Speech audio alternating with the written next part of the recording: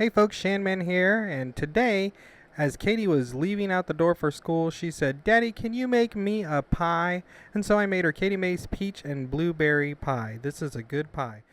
Now, I've worked on my pie crust for a long time, and this is killer pie crust, and anyone can make it. You can't mess it up. 2 cups of flour and 1 teaspoon of salt. Go into the bowl, mix it around. Then you're going to add your shortening, which is, it doesn't have to be cold, it can be room temperature. 2/3 cup of shortening. I go ahead and cube it up. Then I take my little pastry cutter and cut it into the flour and the salt. Get it nice and crumbly in there.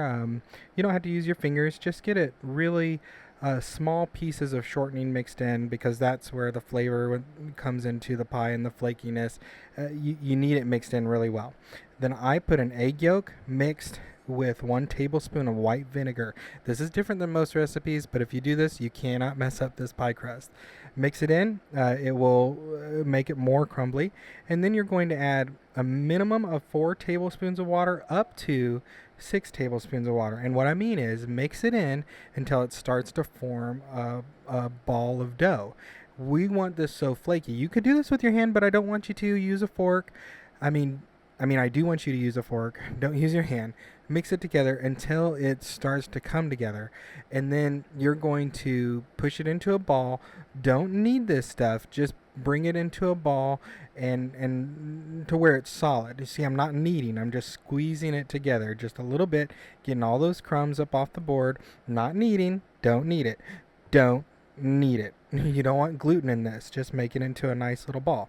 Then cover it in cellophane, and we're going to refrigerate this for at least 30 minutes while we're making our inside of the pie.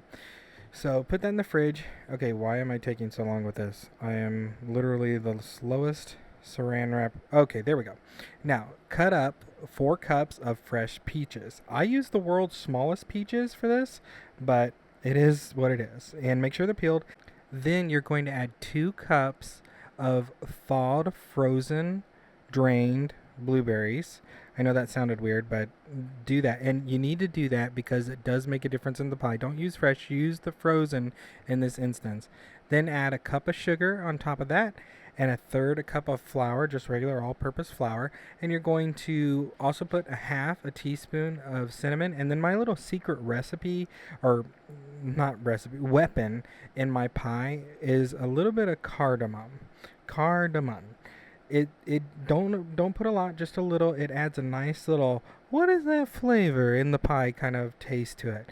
Mix it up, and then you're going to set this aside for at least 20 minutes or so and let those juices kind of drain a little bit. And while those are not drain, but kind of come out of the fruit a little bit, and while they're doing that, you're going to take your pie dough that should come out of the fridge by now and cut 3/4 of it off because this is going to be the base of our pie, and put it on a floured surface and start to roll it out. I'm the world's worst roller outer of pie crust, so don't take what I'm doing and make it like how you're supposed to do it.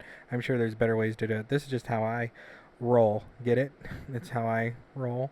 I'm so hilarious. Then get your rolling pin and roll up that little crust onto that, and thankfully it didn't break. Oh, that's such a stressful moment right there.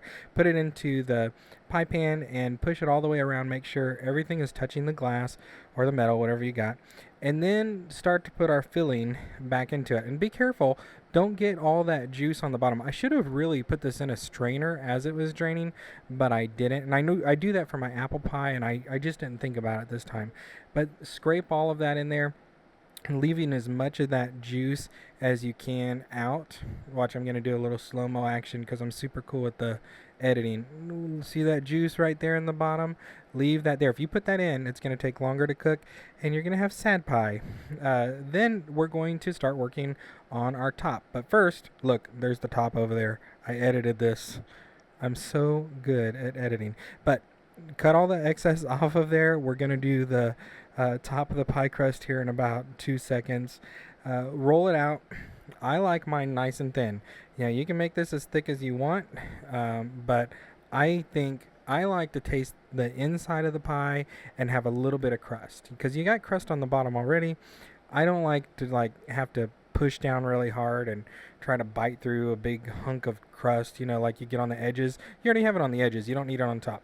But then put it on there and start to form the seal, which you can tell I messed up a couple times. I'm not the best at this. I just like to eat pie. I don't make them look so pretty. I'm a man. Even though I don't have a man deep voice. Sounds kind of girly when I say I'm a man. But anyway, brush it with butter, then sprinkle some sugar on there and put this in the oven for 400 degrees for 55 minutes. Then when it comes out, don't cut into it yet. Let this thing, it is so blazing hot that if you cut it, it will literally run everywhere. I let it set for 2.5 hours and it was still so hot. Look at that bottom of the crust. See how flaky it is? That's what you want right there. And it's so hot right here, even after sitting out for 2 hours. But it's so good warm. It's the best way to eat this pie. And you're going to love it. Make it. I know it's a weird color. That's because of the blueberries. But it is so good. And subscribe.